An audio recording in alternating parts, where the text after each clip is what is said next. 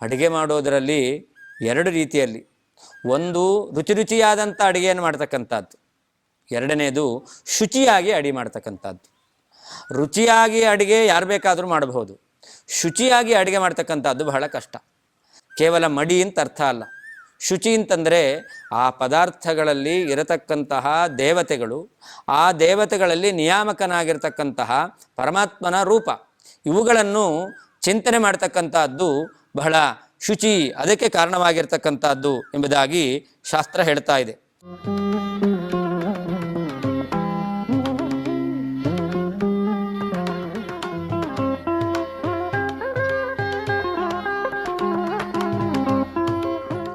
ತಪಸ್ವಾಧ್ಯಾಯ ಶುಶ್ರೂಷಾ ಕೃಷ್ಣಪೂಜಾರತಂ ಮುನಿಂ ವಿಶ್ವೇಶಮಿಷ್ಟದಂ ವಂದೇ ಪರಿವ್ರಾಟ್ ಚಕ್ರವರ್ತಿನಂ. ಕಾಂತಾಯ ಕಲ್ಯಾಣಗುಣೈಕಧಾಮ್ನೇ ನವದ್ಯುನಾಥ ಪ್ರತಿಮಪ್ರಭಾಯ ನಾರಾಯಣಾಯ ಅಖಿಲಕಾರಣಾಯ ಶ್ರೀಪ್ರಾಣನಾಥಾಯ ನಮಸ್ಕರೋಮಿ.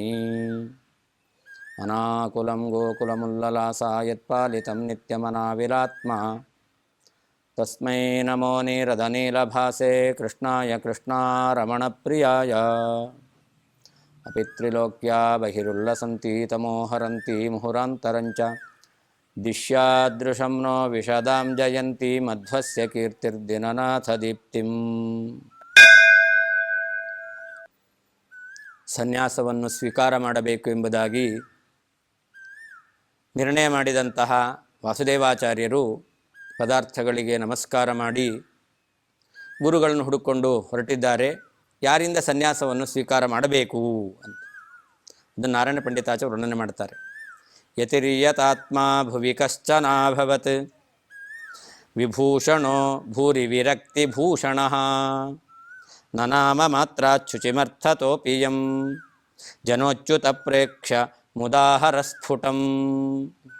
ಆ ಕಾಲದಲ್ಲಿ ಎಲ್ಲ ಇಂದ್ರಿಯಗಳನ್ನು ನಿಗ್ರಹದಲ್ಲಿ ಇಟ್ಟುಕೊಂಡಂತಹ, ಯಾವ ಹೊರಗಿನ ಆಭರಣಗಳನ್ನು ಆಲಂಕಾರಿಕ ಪದಾರ್ಥಗಳನ್ನು ಧಾರಣೆ ಮಾಡದೇ ಇರತಕ್ಕಂತಹ ವಿರಕ್ತಿಭೂಷಣ, ವೈರಾಗ್ಯ ಎಂಬತಕ್ಕಂತಹ ಆಲಂಕಾರಿಕ ಪದಾರ್ಥವನ್ನು ಇಟ್ಟುಕೊಂಡಂತಹ ಒಬ್ಬ ಸನ್ಯಾಸಿಗಳಿದ್ದಾರಂತೆ.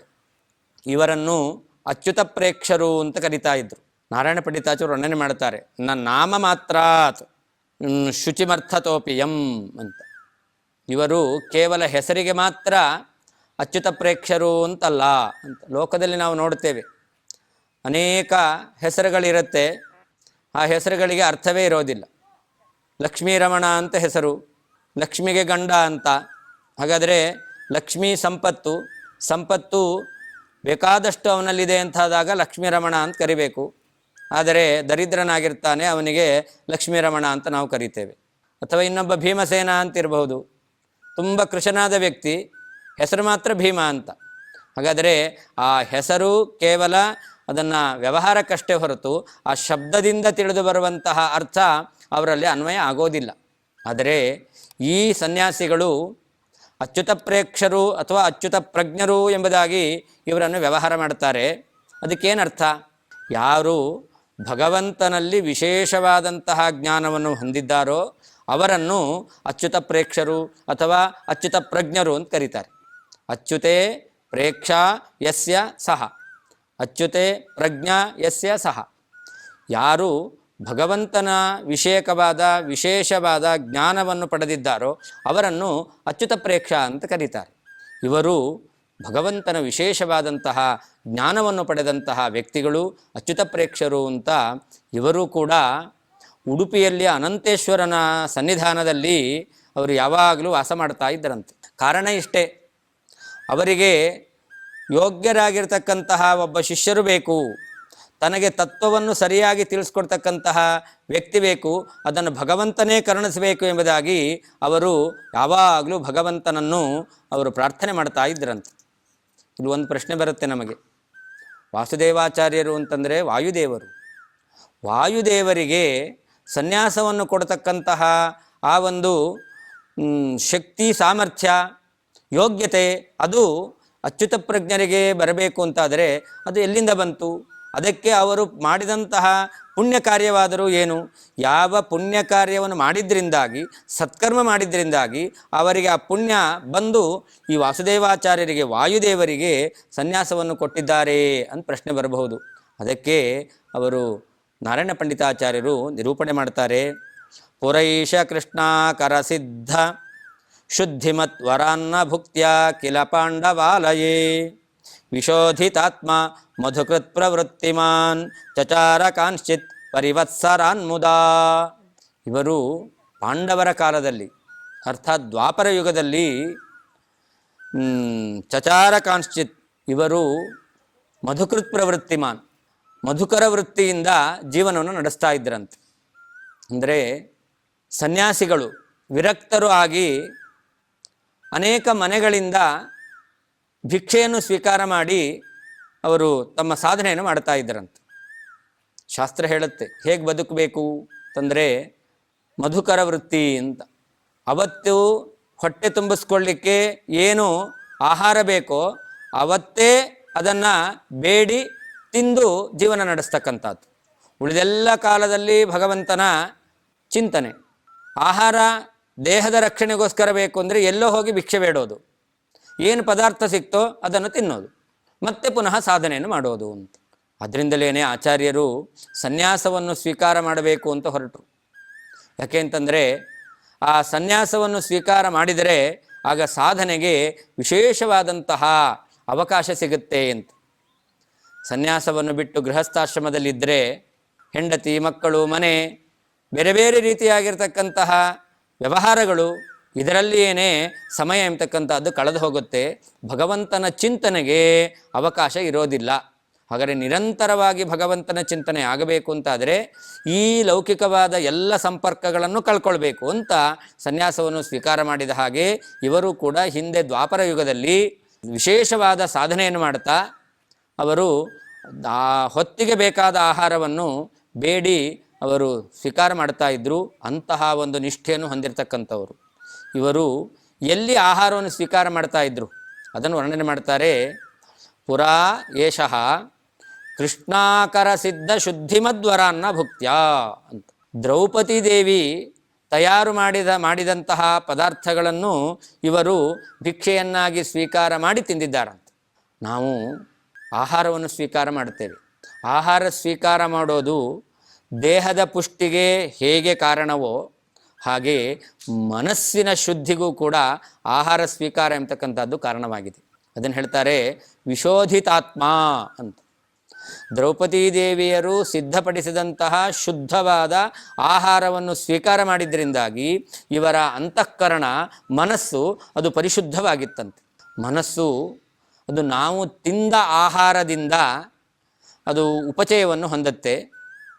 ಆಹಾರವನ್ನು ನಾವು ಸ್ವೀಕಾರ ಮಾಡಲಿಲ್ಲ ಅಂತಾದರೆ ನಮ್ಮ ಮನಸ್ಸು ಅದು ಸಂಕುಚಿತವಾಗುತ್ತೆ. ಹಾಗಾದರೆ ಆಹಾರ ಸ್ವೀಕಾರದಿಂದ ಮನಸ್ಸಿಗೆ ಉಪಚಯ ಎಂಬತಕ್ಕಂಥದ್ದು ಉಂಟಾಗುತ್ತೆ. ಆಹಾರ ಸ್ವೀಕಾರ ಮಾಡಿಲ್ಲ ಅಂತಂದರೆ ಮನಸ್ಸಿನಲ್ಲಿ ಅಪಚಯ ಎಂಬತಕ್ಕಂಥದ್ದು ಉಂಟಾಗುತ್ತೆ. ಹಾಗಾದರೆ ಆ ಆಹಾರ ಎಂಬತಕ್ಕಂಥದ್ದು, ತಿಂದ ಪದಾರ್ಥಗಳು ಮನಸ್ಸಿನ ಮೇಲೆ ಅದು ಪರಿಣಾಮವನ್ನು ಬೀರ್ತಾ ಇದೆ, ಮನಸ್ಸಿನ ವಿಕಾಸಕ್ಕೆ ಕಾರಣ ಆಗುತ್ತೆ. ಉಪನಿಷತ್ತು ಹೇಳುತ್ತೆ ಭಕ್ತಮನ್ನಂ ತ್ರೇಧಾ ವಿಭಜ್ಯತೆ. ನಾವು ತಿಂದಂತಹ ರುದ್ರದೇವರಿಂದ ಅಭಿಮನ್ಯಮಾನವಾದಂತಹ ಈ ಎಲ್ಲ ಗಟ್ಟಿಯಾದ ಪದಾರ್ಥಗಳು, ಏನು ಈ ಎಲ್ಲ ಗಟ್ಟಿಯಾದ ಪದಾರ್ಥಗಳನ್ನು ತಿಂತಾ ಇದ್ದೇವೆ, ಅನ್ನ ಇರಬಹುದು ಅಥವಾ ಕಾಯಿಪಲ್ಯ ಇರಬಹುದು, ಬೇರೆ ಯಾವುದೋ ಗಟ್ಟಿಯಾದ ಪದಾರ್ಥಗಳು, ಈ ಪದಾರ್ಥಗಳಲ್ಲಿ ರುದ್ರದೇವರು ಅಭಿಮಾನಿಯಾಗಿ ಇರ್ತಾರೆ. ಮುಖ್ಯವಾಗಿ ಆ ರುದ್ರದೇವರಿಂದ ಅಭಿಮನ್ಯಮಾನವಾಗಿರ್ತಕ್ಕಂತಹ ಈ ಪದಾರ್ಥಗಳನ್ನು ನಾವು ತಿಂದಾಗ ಅದು ನಮ್ಮ ಶರೀರದ ಒಳಗಡೆ ಹೋದ ಮೇಲೆ ಅದು 3 ರೀತಿಯಾದ ಪರಿಣಾಮವನ್ನು ಹೊಂದುತ್ತಾ ಇದೆ ಅಂತ. ಅದರಲ್ಲಿ ಸ್ಥೂಲವಾಗಿರ್ತಕ್ಕಂತಹ ಭಾಗ ಅದು ನಮ್ಮ ದೇಹದಿಂದ ತ್ಯಾಜ್ಯವಾದ ಭಾಗವಾಗಿ ಹೊರಗೆ ಬರ್ತಾ ಇದೆ. ಮಧ್ಯಮ ಭಾಗಗಳೇನಿದೆ ಅದು ನಮ್ಮ ಶರೀರದಲ್ಲಿ ಮಾಂಸವಾಗಿ ಅದು ಪುಷ್ಟಿಯನ್ನು ಕೊಡ್ತಾ ಇದೆ. ತಿಂದ ಪದಾರ್ಥದಲ್ಲಿರ್ತಕ್ಕಂಥ ಸೂಕ್ಷ್ಮ ಭಾಗ ಅದು ಮನಸ್ಸಾಗಿ ಪರಿಣಾಮ ಹೊಂದುತ್ತೆ. ನಾವು ಎಷ್ಟು ಶುದ್ಧವಾದ ಪದಾರ್ಥವನ್ನು ಸ್ವೀಕಾರ ಮಾಡ್ತೇವೋ ಆ ಆಹಾರ ಶುದ್ಧವಾಗಿದೆ ಅಂತಾದರೆ ನಮ್ಮ ಮನಸ್ಸಿನ ಶುದ್ಧಿಗೆ ಆಹಾರ ಎಂಬತಕ್ಕಂಥದ್ದು ಕಾರಣವಾಗುತ್ತೆ. ಇವರು ವಿಶೋಧಿತಾತ್ಮ. ತಮ್ಮ ಮನಸ್ಸನ್ನು ಅಂತಃಕರಣವನ್ನು ಪರಿಶುದ್ಧವನ್ನಾಗಿಸಿಕೊಂಡಿದ್ದರು. ಆ ಮನಸ್ಸಿನ ಶುದ್ಧಿಗೆ ಇದ್ದಂತಹ ಮುಖ್ಯವಾದ ಉಪಾಯ ಏನು ಅಂತ ಹೇಳ್ತಾರೆ. ದ್ರೌಪದೀ ದೇವಿ ತಯಾರು ಮಾಡಿದಂತಹ ಪದಾರ್ಥವನ್ನು ದ್ರೌಪದೀ ದೇವಿಯ ಕೈಯಿಂದ ಇವರು ಸ್ವೀಕಾರ ಮಾಡಿದ್ದಾರೆ, ಭಿಕ್ಷೆಯಾಗಿ ಸ್ವೀಕಾರ ಮಾಡಿದ್ದಾರೆ. ಅದರಿಂದಾಗಿ ಇವರ ಮನಸ್ಸು ಶುದ್ಧವಾಯಿತಂತೆ. ಅದರಿಂದಲೇ ಶಾಸ್ತ್ರ ಹೇಳುತ್ತೆ, ಯಾವಾಗಲೂ ಅಡಿಗೆ ಮಾಡಬೇಕಾದರೂ ಕೂಡ ಅಡಿಗೆ ಮಾಡುವಂತಹ ವ್ಯಕ್ತಿ ಗೃಹಿಣಿಯಾಗಿರಬಹುದು ಅಥವಾ ಬೇರೆಯವರೇ ಆಗಿರಬಹುದು, ಅಡಿಗೆ ಮಾಡುವಂತಹ ಕಾಲದಲ್ಲಿ ಆ ಪದಾರ್ಥಗಳಲ್ಲಿರ್ತಕ್ಕಂಥ ಭಗವಂತನ ವಿಶಿಷ್ಟವಾದ ರೂಪಗಳನ್ನು, ಆ ಭಗವಂತನಿಂದ ನೇಮನಕ್ಕೆ ಒಳಗಾಗಿರ್ತಕ್ಕಂತಹ ಇತರ ದೇವತೆಗಳ ರೂಪವನ್ನು ಚಿಂತನೆ ಮಾಡಿ ಅಡಿಗೆಯನ್ನು ಮಾಡಬೇಕು ಅಂತ. ಅಡಿಗೆ ಮಾಡೋದರಲ್ಲಿ ಎರಡು ರೀತಿಯಲ್ಲಿ, ಒಂದು ರುಚಿ ರುಚಿಯಾದಂಥ ಅಡಿಗೆಯನ್ನು ಮಾಡ್ತಕ್ಕಂಥದ್ದು, ಎರಡನೇದು ಶುಚಿಯಾಗಿ ಅಡಿಗೆ ಮಾಡ್ತಕ್ಕಂಥದ್ದು. ರುಚಿಯಾಗಿ ಅಡಿಗೆ ಯಾರು ಬೇಕಾದರೂ ಮಾಡಬಹುದು, ಶುಚಿಯಾಗಿ ಅಡಿಗೆ ಮಾಡ್ತಕ್ಕಂಥದ್ದು ಬಹಳ ಕಷ್ಟ. ಕೇವಲ ಮಡಿ ಅಂತ ಅರ್ಥ ಅಲ್ಲ. ಶುಚಿ ಅಂತಂದರೆ ಆ ಪದಾರ್ಥಗಳಲ್ಲಿ ಇರತಕ್ಕಂತಹ ದೇವತೆಗಳು, ಆ ದೇವತೆಗಳಲ್ಲಿ ನಿಯಾಮಕನಾಗಿರ್ತಕ್ಕಂತಹ ಪರಮಾತ್ಮನ ರೂಪ, ಇವುಗಳನ್ನು ಚಿಂತನೆ ಮಾಡ್ತಕ್ಕಂಥದ್ದು ಬಹಳ ಶುಚಿ, ಅದಕ್ಕೆ ಕಾರಣವಾಗಿರ್ತಕ್ಕಂಥದ್ದು ಎಂಬುದಾಗಿ ಶಾಸ್ತ್ರ ಹೇಳ್ತಾ ಇದೆ. ನಾವು ಅನೇಕ ಪದಾರ್ಥಗಳನ್ನು ದಿನ ಬಳಕೆ ಮಾಡಿಕೊಳ್ತೇವೆ. ಅದರಲ್ಲಿ ಯಾವ ಯಾವ ಪದಾರ್ಥಗಳಲ್ಲಿ ಭಗವಂತನ ರೂಪವನ್ನು ಚಿಂತನೆ ಮಾಡಬೇಕು ಎಂಬುದನ್ನು ನಾವು ಶಾಸ್ತ್ರದಲ್ಲಿ ಕಾಣ್ತಾ ಇದ್ದೇವೆ. ನಾವು ತಿನ್ನುವಂತಹ ಅನೇಕ ವಿಧವಾದ ಕಾಯಿಪಲ್ಯ ಪದಾರ್ಥಗಳು, ಅವುಗಳಲ್ಲಿ ಶೇಷದೇವರು ಇದ್ದಾರೆ ಅಂತ ಚಿಂತನೆ ಮಾಡಬೇಕು. ಅದರಲ್ಲಿ ಪದ್ಮನಾಭರೂಪಿಯಾದಂತಹ ಪರಮಾತ್ಮನ ಚಿಂತನೆಯನ್ನು ಮಾಡಬೇಕು. ಹಾಗೆಯೇ ನಾವು ತಿನ್ನುವಂತಹ ಚಿತ್ರಾನ್ನ ಮೊದಲಾದಂತಹ ಪದಾರ್ಥಗಳು, ಅದರಲ್ಲಿ ಗೌರಿ ರುದ್ರದೇವರ ಪತ್ನಿ ಸನ್ನಿಹಿತಳಾಗಿದ್ದಾಳೆ ಎಂಬುದಾಗಿ ಅದನ್ನು ಚಿಂತನೆ ಮಾಡಬೇಕು. ಅಲ್ಲಿ ದಾಮೋದರ ರೂಪಿಯಾಗಿರ್ತಕ್ಕಂತಹ ಪರಮಾತ್ಮ ಇದ್ದಾನೆ ಎಂಬುದಾಗಿ ನಾವು ಚಿಂತನೆ ಮಾಡಬೇಕು. ಹಾಗೆ ಹುಳಿ ಇಲ್ಲದ ಪದಾರ್ಥಗಳು, ಅದರಲ್ಲಿ ರುದ್ರದೇವರ ಸನ್ನಿಧಾನ, ಆ ರುದ್ರದೇವರ ಒಳಗಡೆ ಸಂಕಷ್ಟ ರೂಪಿಯಾಗಿರ್ತಕ್ಕಂತಹ ಪರಮಾತ್ಮನ ಚಿಂತನೆಯನ್ನು ಮಾಡಬೇಕು. ಹಾಗೆ ವ್ಯಂಜನ ಪದಾರ್ಥಗಳು ಅಂತ ಹೇಳ್ತಾರೆ, ಅದು ರಾಯ್ತ ಆಗಬಹುದು, ಚಟ್ನಿ ಆಗಬಹುದು, ಇಂತಹ ಪದಾರ್ಥಗಳು, ಅವುಗಳಲ್ಲಿ ಬೃಹಸ್ಪತ್ಯಾಚಾರ್ಯರನ್ನು ಚಿಂತನೆ ಮಾಡಬೇಕು. ಒಳಗಡೆ ಪ್ರದ್ಯುಮ್ನ ರೂಪಿಯಾದಂತಹ ಪರಮಾತ್ಮನ ಚಿಂತನೆ ಎಂಬತಕ್ಕಂಥದ್ದು ಬೇಕು. ಹಾಗೆ ಯಾವುದು ಕರಿದ ಪದಾರ್ಥಗಳಿದ್ದಾವೆ ಆ ಪದಾರ್ಥಗಳಲ್ಲಿ ಬುಧನನ್ನು ಚಿಂತನೆ ಮಾಡಬೇಕು. ಆ ಬುಧನ ಒಳಗಡೆ ಅಧೋಕ್ಷಜ ರೂಪಿಯಾಗಿರ್ತಕ್ಕಂತಹ ಪರಮಾತ್ಮನ ಚಿಂತನೆ ಇರಬೇಕು. ಹಪ್ಪಳ, ಸಂಡಿಗೆ ಮೊದಲಾದಂತಹ ಪದಾರ್ಥಗಳನ್ನು ತಿನ್ನಬೇಕಾದರೆ ಅವುಗಳಲ್ಲಿ ದಕ್ಷ ಪ್ರಜಾಪತಿಯನ್ನು ಚಿಂತನೆ ಮಾಡಬೇಕು. ಅವನ ಒಳಗಡೆ ನೃಸಿಂಹರೂಪಿಯಾದಂತಹ ಪರಮಾತ್ಮನ ಚಿಂತನೆಯನ್ನು ಮಾಡಬೇಕು. ಹಾಗೆ ವಡೆ ಮೊದಲಾದಂತಹ ಪದಾರ್ಥಗಳನ್ನು ಸ್ವೀಕಾರ ಮಾಡಬೇಕಾದರೆ ಸ್ವಯಂಭವ ಮನುವನ್ನು ಚಿಂತನೆ ಮಾಡಬೇಕು. ಅಲ್ಲಿ ಅಚ್ಯುತ ರೂಪಿಯಾದಂತಹ ಪರಮಾತ್ಮನ ಚಿಂತನೆ ಎಂಬತಕ್ಕಂಥದ್ದಿರಬೇಕು. ಹಾಗೆ ಹಣ್ಣಿನ ಪದಾರ್ಥಗಳು, ರಸಾಯನ ಮೊದಲಾದದ್ದು, ಅವುಗಳನ್ನು ತಿನ್ನಬೇಕಾದರೆ ಅವುಗಳಲ್ಲಿ ಮುಖ್ಯಪ್ರಾಣನ ಚಿಂತನೆ, ಅದರಲ್ಲಿ ಆ ಭಗವಂತ ಉಪೇಂದ್ರ ರೂಪದಿಂದ ಇದ್ದಾನೆ ಎಂಬುದಾಗಿ ಹೀಗೆ ಚಿಂತನೆ ಮಾಡಬೇಕು ಎಂಬುದಾಗಿ ಅಲ್ಲಲ್ಲಿ ವಾಸುದೇವನು ಅನ್ನದೊಳು ಎಂಬುದಾಗಿ ಜಗನ್ನಾಥದಾಸರು ಹರಿಕಥಾಮೃತಸಾರದಲ್ಲಿ ಭೋಜನ ರಸ ವಿಭಾಗ ಸಂಧಿಯಲ್ಲಿ ಇದೆಲ್ಲ ವಿಷಯಗಳನ್ನು ನಿರೂಪಣೆ ಮಾಡಿದ್ದಾರೆ. ಹೀಗೆ ಶಾಸ್ತ್ರದಲ್ಲಿ ಹೇಳಿದ ರೀತಿಯಲ್ಲಿ ಆಯಾ ಪದಾರ್ಥಗಳನ್ನು ತಯಾರು ಮಾಡುವಾಗ ಅಲ್ಲಿರುವಂತಹ ಅಭಿಮಾನಿ ದೇವತೆಗಳ ರೂಪ, ನಿಯಾಮಕನಾಗಿರ್ತಕ್ಕಂಥ ಪರಮಾತ್ಮನ ರೂಪ, ಇದನ್ನು ಚಿಂತನೆ ಮಾಡಿಕೊಂಡು ಆ ಪದಾರ್ಥಗಳನ್ನು ತಯಾರು ಮಾಡಿದರೆ ಆ ಪದಾರ್ಥ ಶುಚಿ ಅಂತ ಹೇಳ್ತಾರೆ. ಅಷ್ಟು ಶುದ್ಧವಾಗಿರುತ್ತೆ ಅಂತ. ಆ ದ್ರೌಪದಿ ದೇವಿ ವಿಶೇಷವಾಗಿ ಭಗವಂತನ ಭಕ್ತಳಾಗಿರ್ತಕ್ಕಂಥವಳು.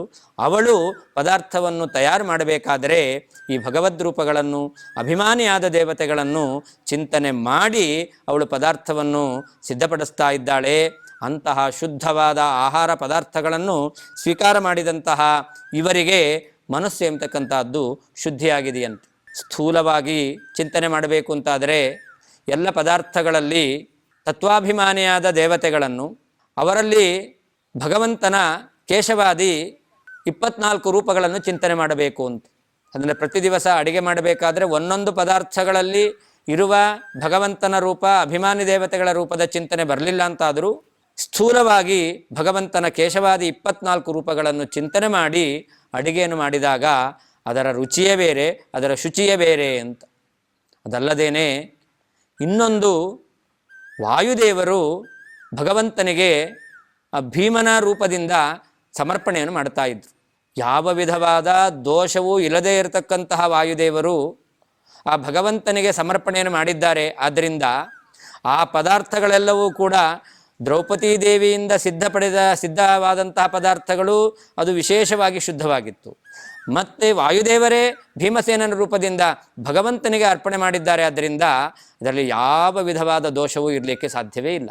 ಅಂತಹ ಒಂದು ವಿಶಿಷ್ಟವಾದ ಆಹಾರವನ್ನು ಸ್ವೀಕಾರ ಮಾಡಿದ್ದರಿಂದಾಗಿ ಅವರು ಆ ದೇಹವನ್ನು ತ್ಯಾಗ ಮಾಡಿ ಈಗ ಅವರು ಉಡುಪಿಯ ಪರಿಸರದಲ್ಲಿಯೇ ಅಚ್ಯುತ ಪ್ರೇಕ್ಷರು ಎಂಬತಕ್ಕಂತಹ ವಿಶೇಷವಾಗಿ ಭಗವಂತನಲ್ಲಿ ಜ್ಞಾನವುಳ್ಳವರು ಆ ಅಚ್ಯುತ ಪ್ರೇಕ್ಷರು ಭೂಮಿಯಲ್ಲಿ ಹುಟ್ಟಿದ್ದಾರೆ.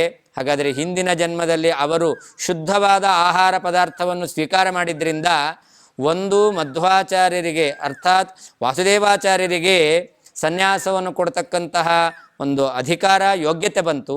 ಜೊತೆಯಲ್ಲಿ ಶುದ್ಧವಾದ ಆಹಾರವನ್ನು ಸ್ವೀಕಾರ ಮಾಡಿದ್ರಿಂದ ಆ ಯೋಗ್ಯತೆಗೆ ಬೇಕಾಗಿರ್ತಕ್ಕಂಥ ಭಗವಂತನ ವಿಶೇಷವಾದ ಜ್ಞಾನ ಇದನ್ನು ಅಚ್ಯುತ ಪ್ರಜ್ಞರು ಪಡೆದಿದ್ದಾರೆ ಎಂಬುದಾಗಿ ನಾರಾಯಣ ಪಂಡಿತಾಚಾರ್ಯರು ವರ್ಣನೆ ಮಾಡಿದ್ದಾರೆ. ವಿಶೋಧಿತಾತ್ಮ ಮಧುಕೃತ್ ಪ್ರವೃತ್ತಿಮಾನ್ ಎಂಬುದಾಗಿ ಶುದ್ಧವಾದ ಅಂತಃಕರಣವುಳ್ಳಂತಹ ಅಚ್ಯುತ ಪ್ರೇಕ್ಷರನ್ನು ಹುಡುಕಿಕೊಂಡು ಆ ಮಧ್ವಾಚಾರ್ಯರು ಉಡುಪಿಯ ಹತ್ರ ಬರ್ತಾ ಇದ್ದಾರೆ ಅಂತ ನಿರೂಪಣೆ ಮಾಡಿದ್ದಾರೆ.